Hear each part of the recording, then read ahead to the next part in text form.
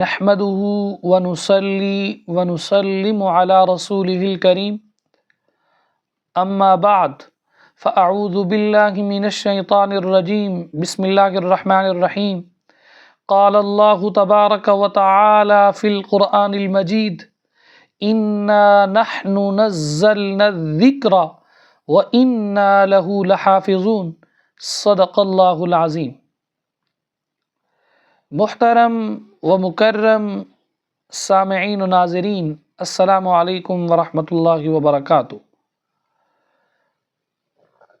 آج جس موضوع پر ہم نے گفتگو کرنی ہے وہ ہے کہ قرآن کا رمضان کے ساتھ تعلق کیا ہے۔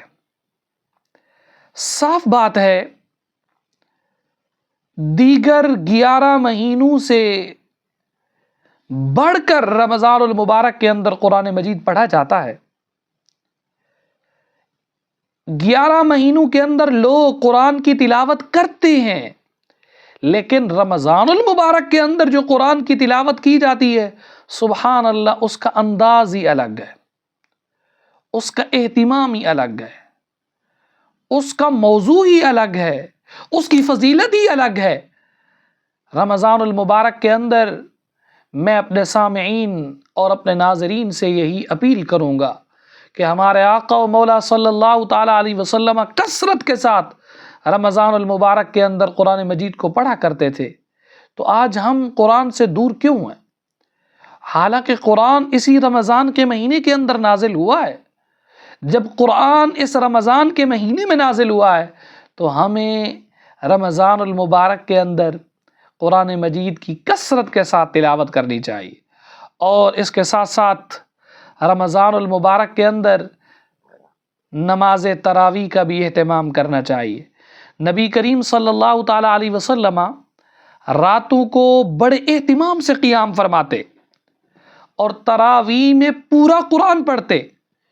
ام المؤمنین حضرت سیدہ عائشہ صدیقہ رضی اللہ تعالی عنہ آپ بیان فرماتی ہیں، ایک مرتبہ رسول اللہ صلی اللہ تعالی علیہ وسلم رمضان المبارک میں آدھی رات کو باہر تشریف لائے اور مسجد میں نماز تراویح پڑھی۔ بعض صحابہ کرام نے آپ کی اقتداء میں نماز تراویح پڑھی۔ اگلے دن صحابہ کرام رضی اللہ تعالی عنہم کے درمیان رات کی نماز کا تذکرہ ہوتا رہا، لہٰذا دوسری رات پہلے سے بھی زیادہ لوگ جمع ہو گئے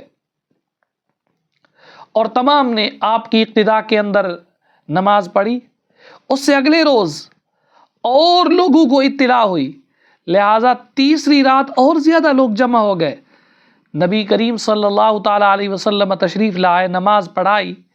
آگے ام المؤمنین سیدہ عائشہ فرماتی ہیں، فَلَمَّا كَانَتِ اللَّيْلَةُ الرَّابِعَةُ عَجَزَ الْمَسْجِدُ عَنْ أَهْلِهِ، جب چوتھی رات آئی تو اس قدر لوگ جمع ہو گئے کہ مسجد ناکافی ہو گئی۔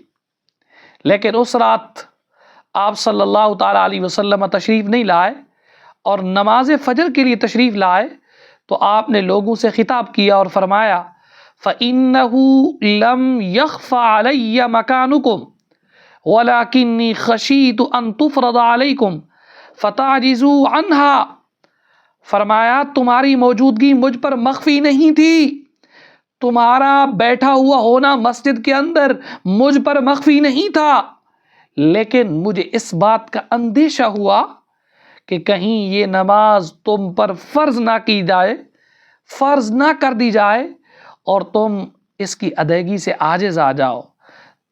خلاصہ کلام یہ ہے کہ صحابہ کرام رضوان اللہ تعالی علیہم اجمعین نیکی کے معاملات کے اندر تو سبقت لیتے تھے، لیکن جب قرآن کی باری آتی تو میرے آقا انعامدار صلی اللہ تعالیٰ علیہ وسلم کے پیچھے نماز تراویح ادا کرنے کے لیے صحابہ کرام ہر روز بڑھ کر تعداد کے اندر حاضر خدمت ہوا کرتے تھے۔ تو اس لیے قرآن کے ساتھ رمضان کا تعلق ہے اور رمضان کا قرآن کے ساتھ تعلق ہے۔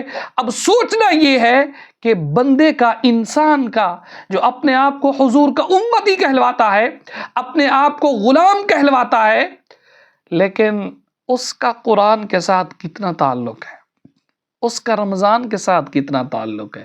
صاف بات ہے، قرآن پڑھے گا تو رمضان کے ساتھ بھی اس کا تعلق ہوگا، اور رمضان یہی تقاضا کرتا ہے کہ اس مہینے کے اندر قرآن مجید کو اللہ تعالیٰ نے اپنے حبیب صلی اللہ تعالیٰ علیہ وسلم پر جناب جبریل کے ذریعے اتارا، تو آج کا امتی قرآن سے کوسوں دور کیوں ہے، قرآن کی تلاوت سے پیچھے کیوں ہٹتا ہے؟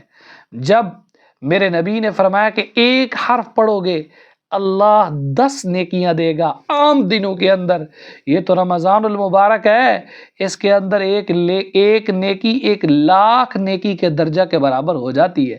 تو اس لیے آپ قرآن کے ساتھ تعلق کو بنائیے، خود بھی بنائیے، بچوں کو بھی کہیے، گھر کے اندر بھی کہیے، قرآن مجید کے ساتھ وابستگی اختیار کیجئے، قرآن کی زیارت کیجئے، قرآن کی تلاوت کیجئے، قرآن کو سینے سے لگائیے۔ آج آپ قرآن کو سینے سے لگائیں گے، قسم بخدا قبر کے اندر قرآن آپ کو سینے سے لگا دے گا، آپ کی قبر کو تاریک نہیں ہونے دے گا، آپ کی قبر کے اندر سانپ بچھو نہیں آئیں گے، آپ قبر کے اندر پریشان نہیں ہوں گے، آپ قبر کے اندر غمگینی کے اندر نہیں چلے جائیں گے، بلکہ اللہ کا بڑا ہی کرم اور فضل اور رحمت اور مہربانی ہوگی۔ تو اس لیے قرآن کے ساتھ تعلق جوڑیے، جو تعلق میرے نبی مکرم صلی اللہ تعالیٰ علیہ وسلم کا تھا۔ اللہ ہمیں قرآن کے ساتھ رمضان کے تصدق سے تعلق کو مضبوط کرنے کی توفیق عطا فرمائے۔